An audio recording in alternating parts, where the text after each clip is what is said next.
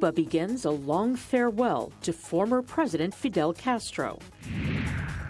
U.S. President-elect Donald Trump alleges voter fraud in the election he won earlier this month. And a Nigerian model comes out on top at a prestigious international competition. Africa 54 starts right now. Good evening. This is Africa 54. I'm Haiti Adams-Fitzpatrick, in for Vincent Makori this evening. Thank you for joining us. We are following that big news that broke over the weekend, the death of Cuba's Fidel Castro. Flags are flying at half-staff across Cuba as the island nation enters a week of memorials to mark Castro's passing. Castro, who had long been ill, died late Friday at the age of 90. A series of memorials have begun, with Cubans gathering in Havana's iconic Revolution Square. On Wednesday, Castro's ashes will be carried eastward across the country. It will be a three-day procession that follows in reverse the route taken by the then young revolutionary and his rebel fighters as they advanced on Havana from the Sierra Maestra Mountains before taking power in January 1959. Castro will be buried December 4th in the southeastern city of Santiago de Cuba. And while there is much focus on Castro's record in Cuba, the perspective is quite different in Africa, where Castro is considered a liberation icon. Tributes have been pouring in from around the continent. Castro sent thousands of Cuban troops to fight on Cold War battlefields in Angola, Mozambique and Ethiopia. He helped change the course of history in southern Africa, playing a critical role in helping struggle activists there break the back of the apartheid regime and forcing South Africa's white minority government to set Namibia free. Joining us via Skype to discuss Castro's legacy in Southern Africa is Professor Piero Gleesis. He teaches American foreign policy at Johns Hopkins University. Professor, hello, thank you very much for joining us. Thank you. Here is this revolutionary from the Caribbean coming to the aid of Africans, sending troops and medical personnel. What was Castro's motivation for what he did in Africa, and what did he really accomplish? Well, I think his motivation was summed up very well by Kissinger in the last volume of his memoirs, when he said that Castro was arguably the most genuine revolutionary leader then in power. He was talking about the Cuban intervention in Angola in 1975.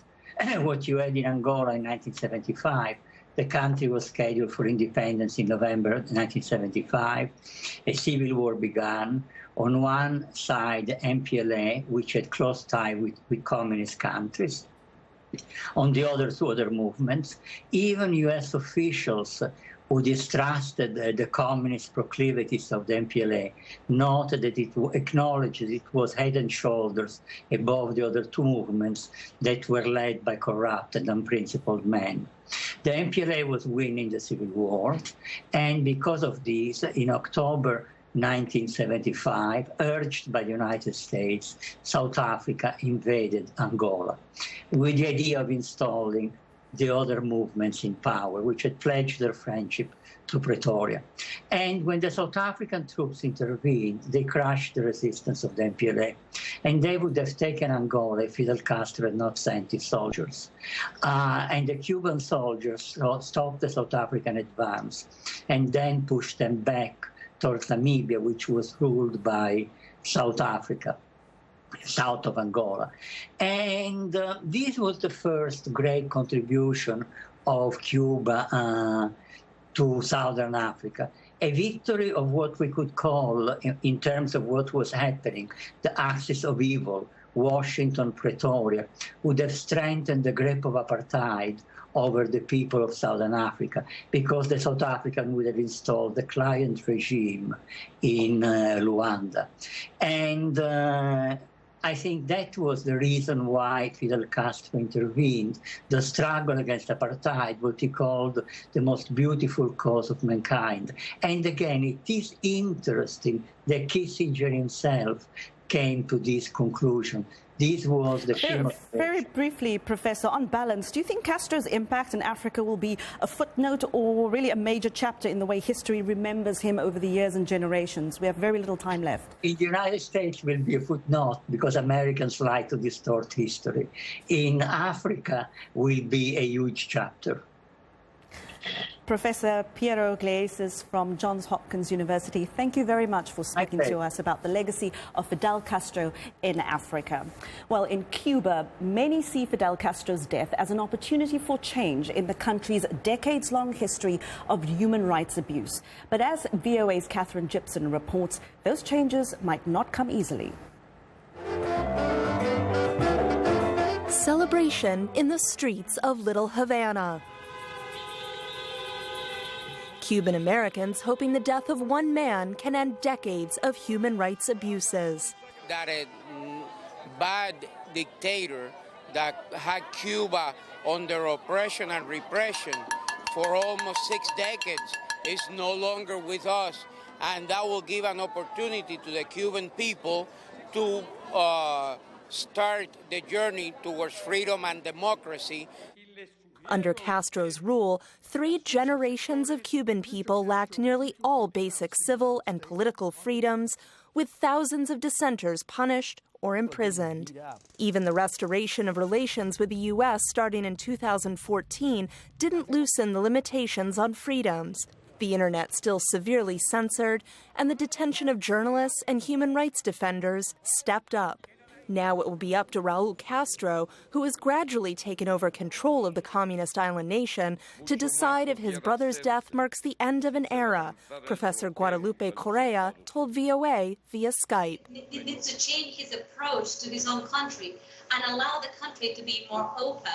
A hope echoed by many U.S. lawmakers taking to Twitter in the hours after Castro's death.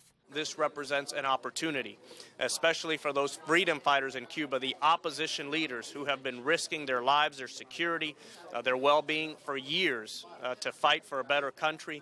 Now they're going to be stronger. But change in the wake of Castro's death could come at a steep cost, foreign policy analyst Brian Fonseca told VOA via Skype. Given that preservation of power is the most critical thing to the Cuban political elite, then I think that you may find repression going up, at least in the short term. And back in the streets of Little Havana, the realization that the end of the era of Castro is in many ways just the beginning. The people of Cuba do not have a free elections. There's no democracy, and I think those of us aren't going to rest until we see the freedom for the people of Cuba. Catherine Gibson in Washington, VOA News.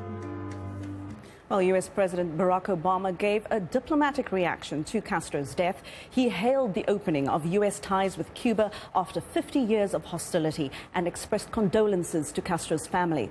But President-elect Donald Trump has criticized Obama's Cuba policies.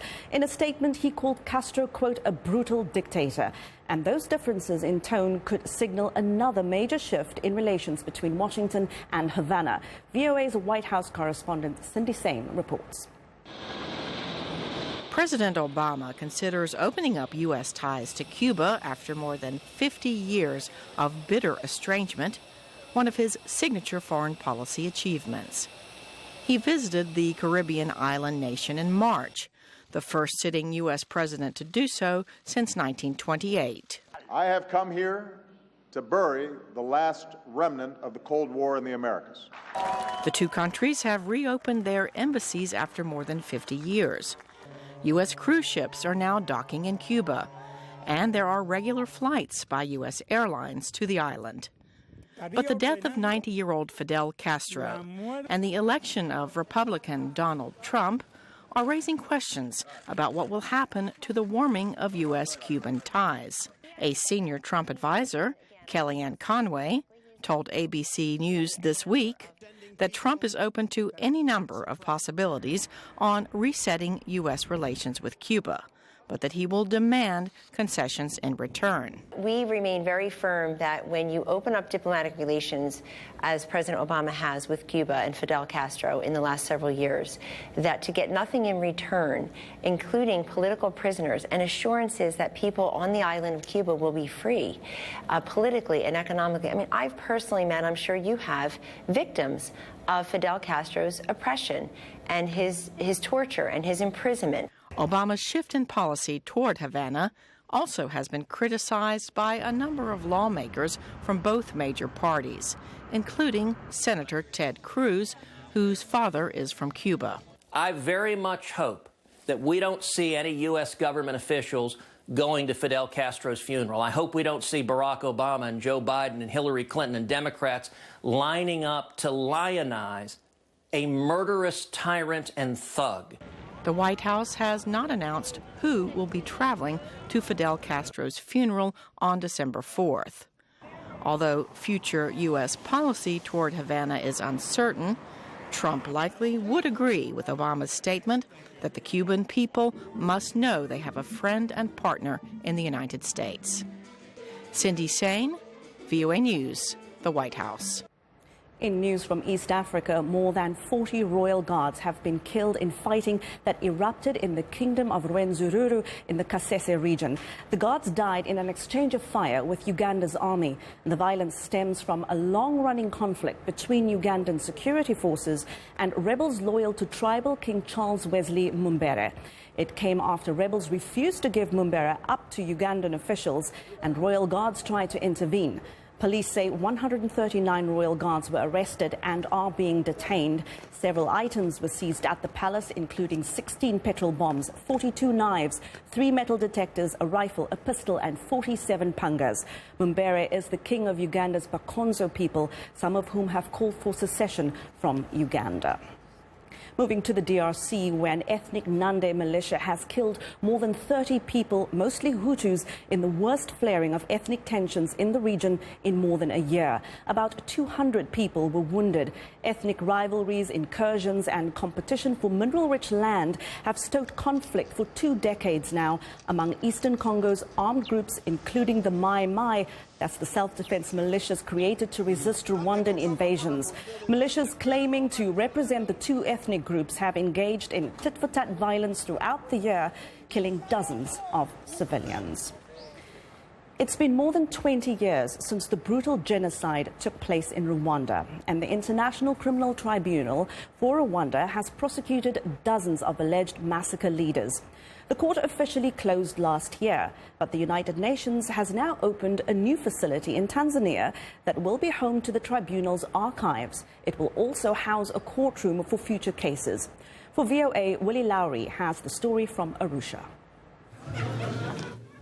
Perched on a hilltop in the shadow of an active volcano, the United Nations Mechanism for International Criminal Tribunals in Arusha is a state-of-the-art facility. It's the first of its kind, built by the UN. We are very much hoping that this will become an extremely important symbol of international criminal justice, not only in Tanzania, but the whole of East Africa, indeed, for the whole Africa. While the Tribunal for Rwanda has officially wrapped up its business, the UN remains committed to tracking down and prosecuting the remaining fugitives, something that will be done in this building. We also have 3 fugitives, very senior people, who were charged with very critical involvement in genocide in Rwanda. The $8 million facility will also be home to a library and to the tribunal's archives, including court transcripts, videos, and evidence used in the trials. We had to have a dedicated building with controlled humidity, controlled temperature, weight, strength of construction which would support the heavy weight of the archives. The UN contracted a local construction company to build the facility on land donated by the government of Tanzania.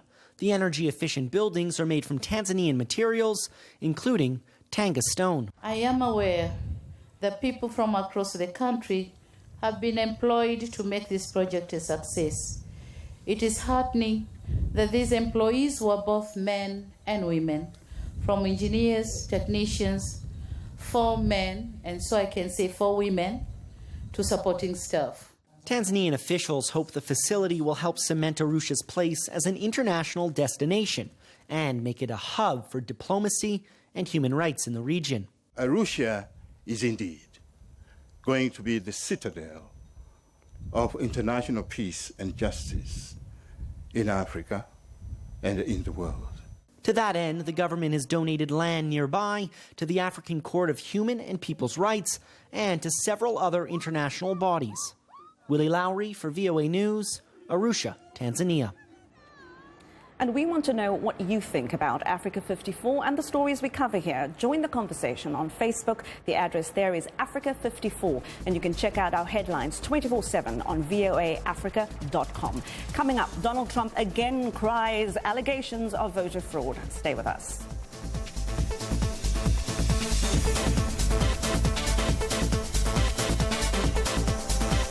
This is Greenbeat for a healthier planet. In the heart of the Amazon rainforest, rising high above the green canopy, is the Amazonian Tall Tower Observatory, or ATO for short.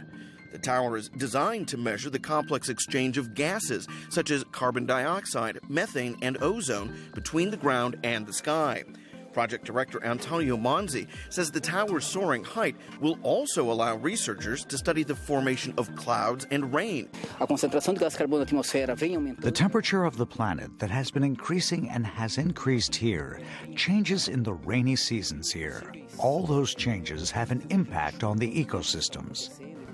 The tower is a joint project between Brazil and Germany, with both nations sharing in the estimated $10 million price tag. The ATO should become fully operational sometime in 2017. For Greenbeat, I'm Doug Bernard.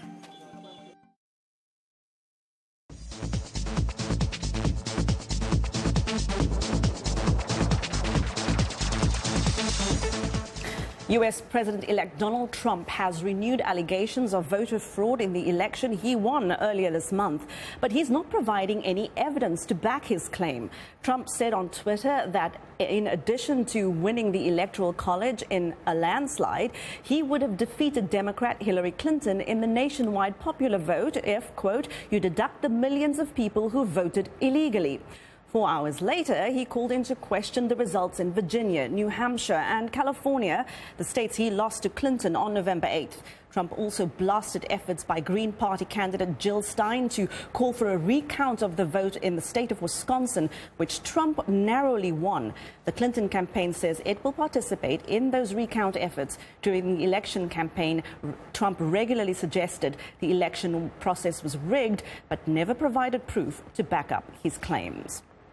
It's a rigged election, believe me. And we know it's a rigged system. 1.8 million dead people are registered to vote.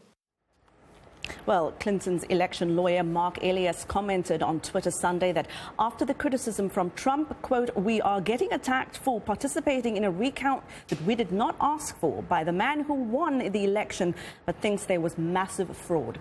Any recount in Wisconsin or Pennsylvania and Michigan, where Stein also wants authorities to look at the votes, is unlikely to affect the outcome of the election. Trump will take office in January because he won a majority under the Electoral College system used to choose presidents in the United States. That's despite trailing in the total popular vote by about 2 million.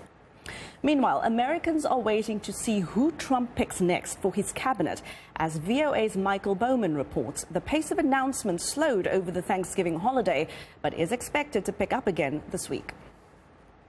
No Trump selection is generating more intrigue than Secretary of State. In the running to be nominated as America's top diplomat is a stalwart Trump loyalist. I would never discuss politics and what he selects and doesn't select on Thanksgiving, and I'd probably never discuss it at all. As well as one of his fiercest critics during the campaign. Think of Donald Trump's personal qualities: the bullying, the greed, the showing off, the misogyny, the absurd third-grade theatrics. Some closest to Trump are loudly and publicly making clear their discomfort with Romney. this is Trump's party now, and he won states that Mitt Romney lost. I mean, he won Michigan, Mitt Romney lost it by 10. I only wish Governor Romney had been as critical of Hillary Clinton. One of Trump's former rivals says he is reassured by the team the president-elect is assembling so far. I'm encouraged by the team that is coming together, by where their focus is. I'm encouraged by their plan for the first 100 days to act aggressively, lifting the burdens on small businesses and job creators. That's what the president should be doing. Cruz says Republicans must not be timid in pushing their agenda after Inauguration Day. We have a mandate for change, and Republicans have been given the opportunity. We've been given control of the White House, of every executive branch, and both houses of Congress. We can't blow it. We have got to deliver. Progressives, meanwhile, are urging Trump to stand firm in areas where, during the campaign, he said he disagrees with Republican Party orthodoxy, such as preserving America's safety net for the elderly and the poor. Trump said when he was running for president, you heard him say this, I am the only Republican candidate who will not cut Social Security, Medicare, and Medicaid. Well, you got some people in the Republican Party right now who want to voucherize Medicare, make massive cuts in Medicaid. Will he keep his word? While Trump is expected to complete his cabinet picks in coming weeks, hundreds of lower-level nominations will be made after he is sworn in on January 20th. Michael Bowman, VOA News, Washington. In Africa, it has been almost 3 years since the start of the Ebola epidemic in West Africa. It killed more than 11,000 people and laid bare the weaknesses of the region's public health systems. No new Ebola cases have been reported since March, but the three most affected countries remain on alert.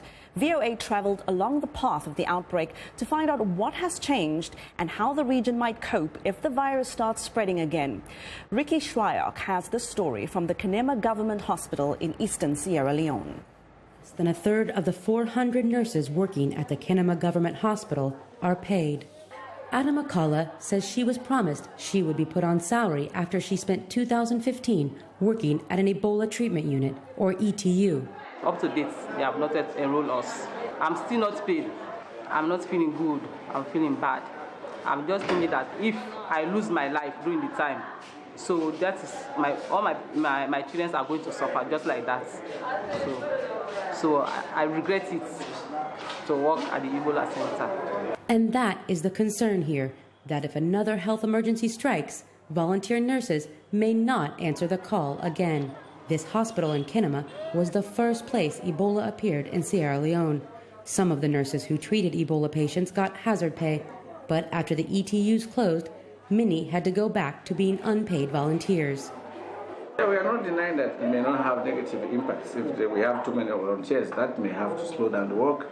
There may be sometimes people will be demotivated. It could even contribute to the other workers who have been paid to be demotivated. Dozens of healthcare workers at the Kenema Hospital got Ebola, likely while caring for patients. 40 of them died, including revered virologist Dr. Sheikh Umar Khan. The health ministry says it is working with the World Bank to give the family of each health worker who died $5,000, though no money has been dispersed yet. Until now, I'm not feeling happy. At any time when I remember Dr. Khan and my colleague nurse, the tears run my eyes. It was not easy. Fatimata Cisse says she got Ebola treating a fellow nurse who had the virus. At the time, she was wearing protective gear designed for Lassa fever patients, not Ebola. But that was all the hospital had. The nurses say one improvement since the epidemic has been the training on infection prevention and control, known as IPC. It's because the IPC have made us to know that we are risking our life before Ebola. We are, if it is not Ebola patient, but we have another disease that will affect us. Cholera, hepatitis, Lassa fever, there are quite a few infectious diseases that could show up at this hospital. And the nurses say at the very least they are better prepared, though they would like to be paid. Ricky Shryock for VOA News in Kenema, Sierra Leone. And it's time now for a short break. Still to come here on Africa 54, we'll show you how this Nigerian model made history at a prestigious international competition. We'll be right back.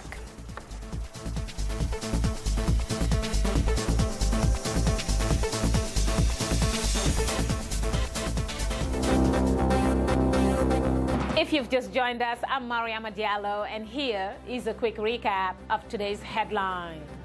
In the Gambia, rights activist and prominent opposition coalition figure Dr. Aissatou Touré is optimistic about her coalition achieving victory in Thursday's presidential election.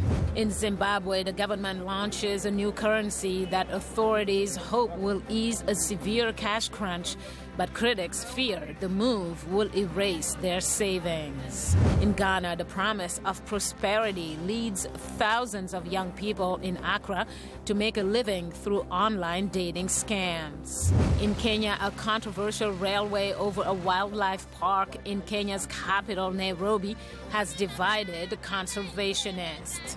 That's all for today. Thanks for watching. We'll see you next time.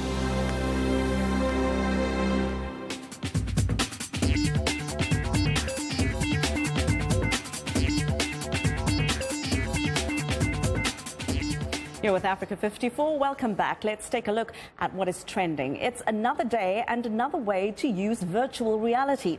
At the Royal Academy in London, artists are demonstrating the possibilities of painting and sculpture in a VR studio. This is a preview of the Royal Academy's upcoming virtual reality exhibition in January 2017. The artists who will take part are still trying to master VR painting. The Royal Academy's project aims to showcase the potential of virtual reality transcending traditional materials like oil paint and canvases. The artists will use two programs to create their works: Tilt Brush and Condon, a 3D modeling app. Well, we learn something every day. And there's more virtual reality news, this time from South Korea. Here at Seoul's VR Plus Cafe, visitors don these virtual reality headsets, then strap themselves in for the ride.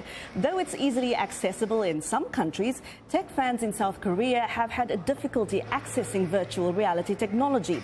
According to director Ken Hwang, an average of about 120 people visit the cafe during the week, and around 250 to 300 people drop by on weekends. A leading South Korea VR content developer is hoping mobile virtual reality technology will help push the industry's growth as a whole. And finally, what happens when a top modeling agency holds a competition for the next top models? Well, Nigeria's Davidson Obenebo is named the winner in the men's category of the International Elite Model Search. Davidson is the first model of color to win the competition. He will receive a contract worth 50,000 euros. For the other top winners, the contracts are guaranteed at 50,000 euros minimum for girls and 20,000 euros minimum for the boys. Elite is known for discovering the launching the careers of some of the most famous models in the world, including Cindy Crawford and Giselle Bundchen. And that is what's trending today. Way to go, Davidson. And that is our show for today. Be sure to watch Africa 54 on our website at voaafrica.com. For more news, tune into VOA's evening radio show, Africa News Tonight, at 1800 UTC. And in the mornings to Daybreak Africa between 0300 and 0600 UTC, Monday through Friday. Thank you so much for being with us. And from all of us here in Washington, it's a very good night.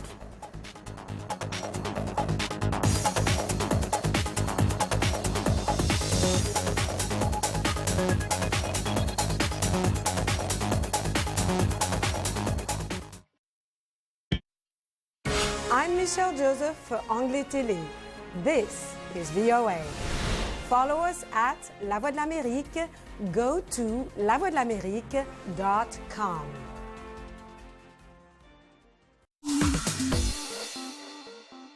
Welcome to English in a Minute. A lot of idioms in American English come from sports. Here's one that comes from baseball. Keep your eye on the ball. Let's learn how to use this expression when not talking about sports. Hey, Jonathan, how is your Arabic class going? It's going okay. I'm not studying as much as I should be. Jonathan, you had better keep your eye on the ball if you want to win that scholarship to study in Egypt. Study harder. I know. You're right. To keep your eye on the ball means to keep your attention on something important to you, usually to reach a goal. This idiom can be used in all situations. In our example, Anna tells Jonathan he needs to keep his eye on the ball if he wants to get a scholarship. And that's English in a minute.